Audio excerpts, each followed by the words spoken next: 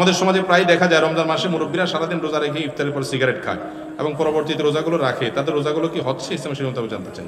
প্রিয় দর্শক, ইফতারের পরে সিগারেট খেলে রোজা হবে কিনা? প্রিয় দর্শক, এই ভিডিওতে আমরা জনপ্রিয় ইসলামিক প্রচারক শাইখ আহমদুল্লাহ হুজুরের বয়ান থেকে ইফতারের পরে সিগারেট খেলে রোজা হবে কিনা সে তথ্যগুলো তুলে ধরবো। প্রিয় দর্শক, ভিডিওটি খুবই ইম্পর্টেন্ট, আর বেশি কথা বলে আপনাদের মূল্যবান সময়টুকু নষ্ট করব না। আমরা এক এক করে ইফতারের পরে সিগারেট খেলে রোজা হবে কিনা সে তথ্যগুলো শুনবো। এটা কি শুধু মুরব্বীরা করে? আপনাদের নরসিংদীর শুধু মুরব্বীরা করে? তাহলে এই মুরব্বীদের খোঁচাটা মারা যুক্তিটা কি? দেখেন, হয়তো যিনি দেখছেন তার বাপ চাচা কেউ একজন করে, এই জন্য খোঁচাটা ওইভাবে মারছে বেচারা। এগুলো তো প্রশ্ন না, এক একটা আলপিন আর কি। আমার হাতে আলপিন ধরা দিয়েছেন, হুজুর আপনি এর এক খোঁচা দেন, এর এক খোঁচা দেন, আল্লাহ মাফ করুক। দেখেন, মুরব্বী হোক আর যুবক হোক, যেই হোক না কেন, রমজানের রোজা আমরা কেন রাখি বলেন তো? উদ্দেশ্য কি? আরে ভাই, এটা তো ফাইনাল উদ্দেশ্য, প্রাইমারি উদ্দেশ্য বলেন, প্রাথমিক উদ্দেশ্য বলেন। একটা মুখস্থটা বলে দিলেন আর কি।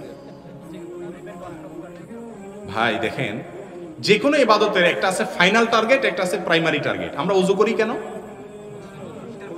পবিত্রতা অর্জন করি, হয় নামাজ পড়বো, না কোরআন তেলাওয়াত করবো, না তওয়াফ করবো, ঠিক না? এর ফাইনাল টার্গেট হলো আল্লাহর সন্তুষ্টি। তো রমজানের রোজারও একটা প্রাইমারি টার্গেট আছে, একটা ফাইনাল টার্গেট আছে, একটা প্রাথমিক উদ্দেশ্য আছে, একটা চূড়ান্ত লক্ষ্য আছে। রোজার প্রাথমিক লক্ষ্য জানেন না 90-95% রোজাদার।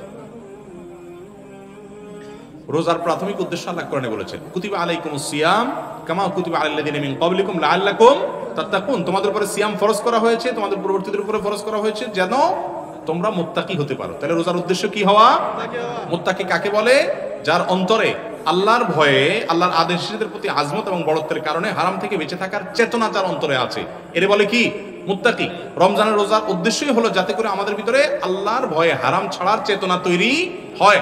কেউ রমজান মাসে রোজা রাখলো, কিন্তু তার ভিতরে আল্লাহর নিষিদ্ধ কাজ না করার যে চেতনা, এটা তার মধ্যে তৈরি হলো না, এটা সে নাথিং মনে করে, হারাম কাজ সে তার আগের মতোই করে।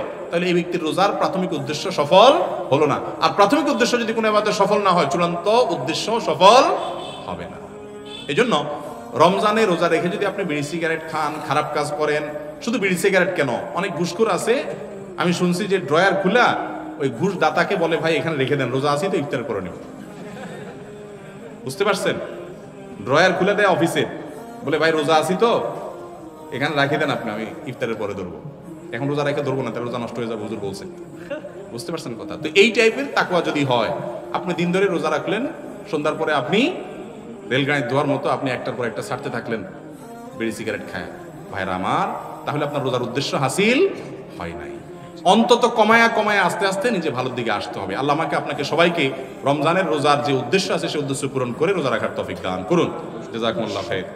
প্রিয় দর্শক, এরকম নিত্য নতুন ভিডিও পেতে আমার চ্যানেলটিকে সাবস্ক্রাইব করুন। দেখা হবে নিত্য নতুন ভিডিওতে, সে পর্যন্ত ভালো থাকবেন। আল্লাহ হাফেজ।